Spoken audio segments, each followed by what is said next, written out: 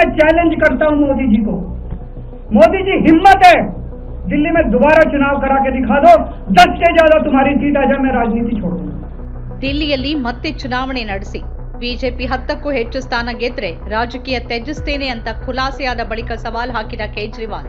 ದಿಲ್ಲಿ ಅಬಕಾರಿ ನೀತಿ ಪ್ರಕರಣ ನ್ಯಾಯಾಲಯದಿಂದ ಬಿಡುಗಡೆಯಾದ ಕೆಲವೇ ಗಂಟೆಗಳಲ್ಲಿ ಸುದ್ದಿಗೋಷ್ಠಿ ನಡೆಸಿದ ಎಎಪಿ ಮುಖ್ಯಸ್ಥ.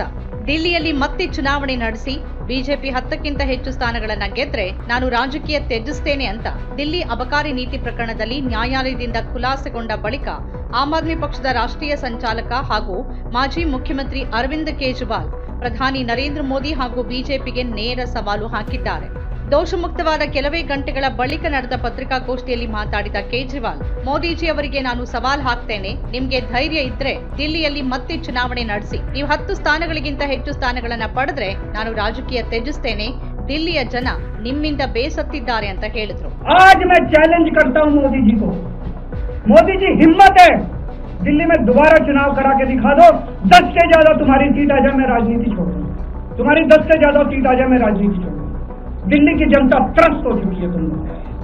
ಶುಕ್ರವಾರ ದಿಲ್ಲಿ ಅಬಕಾರಿ ನೀತಿ ಪ್ರಕರಣದಲ್ಲಿ ಕೇಜ್ರಿವಾಲ್ ಹಾಗೂ ಮಾಜಿ ಉಪಮುಖ್ಯಮಂತ್ರಿ ಮನೀಶ್ ಸಿಸೋಡಿಯಾ ಸೇರಿದಂತೆ ಒಟ್ಟು 23 ಆರೋಪಿಗಳನ್ನ ರೋಸ್ ಅವೆನ್ಯೂ ಸಿಬಿಐ ವಿಶೇಷ ನ್ಯಾಯಾಲಯ ಖುಲಾಸೆಗೊಳಿಸಿತು.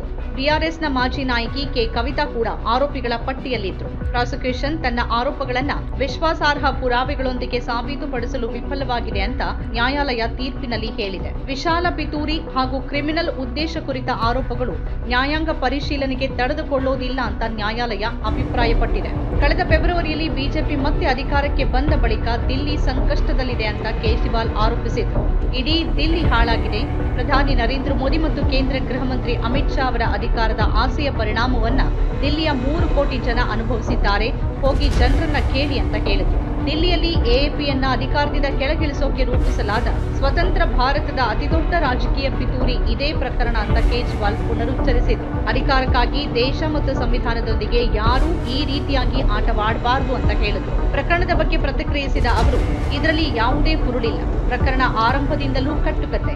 ಏನಾದ್ರೂ ಸತ್ಯ ಇದ್ರೆ ವಿಚಾರಣೆ 15 ಅಥವಾ 20 ವರ್ಷಗಳ ಕಾಲ ನಡೀತಾ ಇತ್ತು. ಅನೇಕ ಸಾಕ್ಷಿಗಳನ್ನ ಕರೆಯಲಾಗ್ತಿತ್ತು, ಸಾಕ್ಷ್ಯಗಳನ್ನ ಮಂಡಿಸಲಾಗ್ತಾ ಇತ್ತು. ಆದ್ರೆ ನ್ಯಾಯಾಲಯವೇ ಇದನ್ನ ಕ್ಷುಲ್ಲಕ, ನಕಲಿ ಹಾಗೂ ನಿಷ್ಪ್ರಯೋಜಕ ಪ್ರಕರಣ ಅಂತ ಹೇಳಿದೆ. ಇದು ನನ್ನ ಮಾತಲ್ಲ, ನ್ಯಾಯಾಲಯದ ಮಾತು ಅಂತ ಹೇಳಿದ್ರು. और कोर्ट ने लगभग 600 पेज के आदेश में सारे सबूतों और सारे गवाहों को मद्देनजर रखते हुए ये कहा है कि इतना भी सबूत नहीं है, इतने भी गवाहों के बयान नहीं है, एक